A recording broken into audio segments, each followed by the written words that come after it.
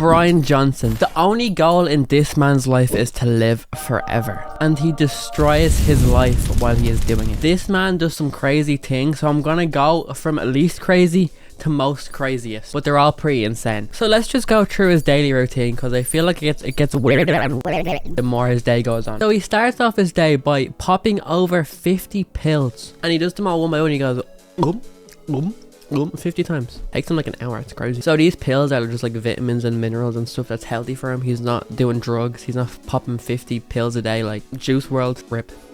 That was mean. And by the way, these 50 pills are curated from scientists that live on the second floor, and these scientists are on payroll to discover how he can live the longest. He has a team of scientists to see how he can live the longest. They just work day in, day out, live in his house. Their one mission is to see how long they can make this man live. And you're probably thinking, how can Brian Johnson afford this? So he's a tech guy. He got his money by developing a payment software, and he sold it to PayPal for 800 million, which he got half of. So he got 400 million off a payment service. And can I just say, why does every rich tech weirdo billionaire become rich from some sort of payment service?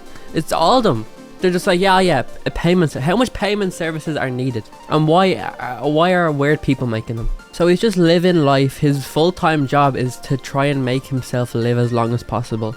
And it's about to get crazier. So these scientists make his meals for the most healthy, optimal meals he can eat.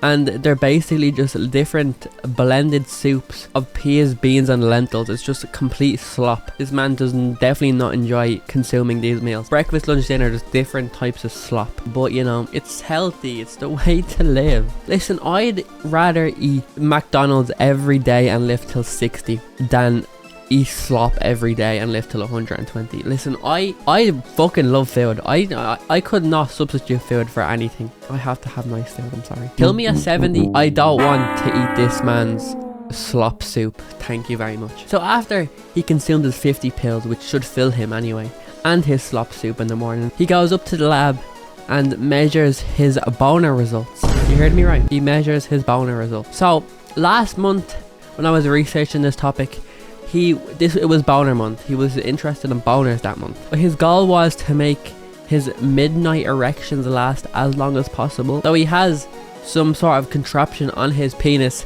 to measure his midnight erections. It's just not necessary. It's just really not necessary in the slightest. So he managed to get his midnight erections to last 20% longer, eating different foods and doing different exercises. Another thing he is hyper fixated on is his sleep. He wears blue light glasses 2 hours before bed, which is actually proven. If you go on your iPhone right now, you can see if you go into the display, there is a night shift mode that does filter out the blue light. So this is one of the things he's not crazy on. The blue light glasses do work because blue equals sky in the daytime, so your body doesn't want to sleep. This is proven. It's harder to sleep if you're looking at a lot of blue light.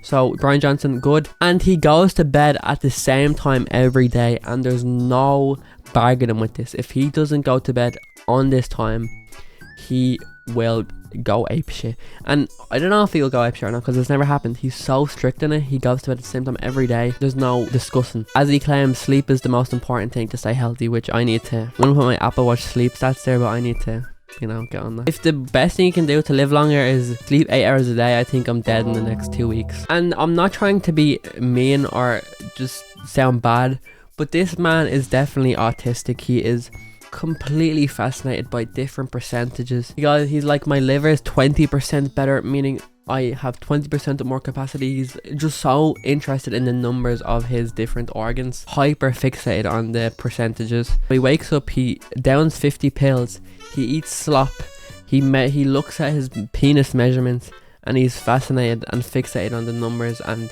he probably gets pretty stressed if it's not working, to be honest. He probably gets very stressed because he's like, I'm gonna die at 350. I have to wait till 400. Oh, but there's worse. This is the creepiest, and I don't know how this isn't illegal. So he was interested in a study where they take the blood out of young rats and inject it into old rats. And what they found in that study is that the older rats become young again. But the part he fails to mention is this trial he is talking about. The rats died later, like 2 weeks later.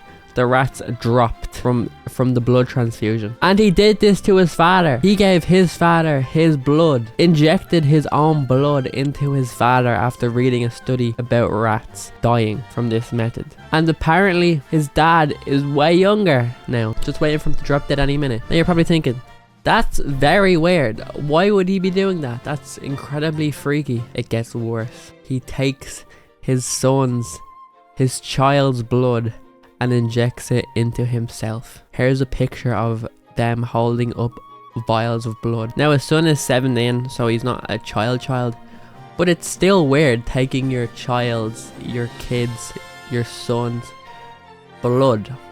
That's what conversation went down there. It was like, listen son, I saw this study, right? Can I have some of your blood? And he was like, ah, sure, yeah, why not? If my dad asked for my blood, I'd say no. They have pictures together, like the father, Brian Johnson, and his son, and I don't know, it just looks very creepy. They're not normal people. They're really not normal people. What's this picture? It just creeps me out. It really just creeps me out, this picture. And that's why I agree with Hassan. We should live in a socialist climate. Socialism for the win. We can't let them win. This capitalist can't win anymore. We need socialism, because that's fucked up. Please just stop. Take his money away. Take his money away. So that's the story of Brian Johnson. I'm sure he'll do some crazy stuff in the next 100 years he wants to live for, at least. I think this is the start of a Brian Johnson revolution, where he probably murders babies and like sucks their blood or something. He goes on a murderous rampage of newborn babies in a children's hospital and just sucks their blood, injects it, and he becomes everlasting. He's not living life to the fullest, and he never will, as long as he wants to live as long as possible. He needs to let the goal go and just hit and maybe buy a few hookers with his millions, a few lines of cocaine. You know what rich people do? A yacht. Just do like lines of cocaine with some hookers in a yacht. Enjoy your life, because it doesn't last forever. Goodbye. That was... oh fuck, I'm good. I am good.